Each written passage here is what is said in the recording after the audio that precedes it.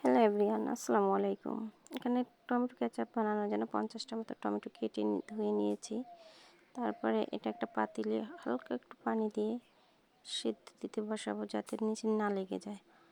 সেদ্ধ হওয়ার পরে এটা ঠান্ডা করে ব্লেন্ডার করতে হবে।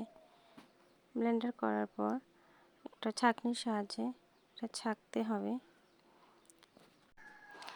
যাতে ভিতরে যে আটিগুলো আছে, আঁশ আছে, ওইগুলো না থাকে। ছাঁকার পর তারপরে পাত্রে ঢেলে দিতে হবে।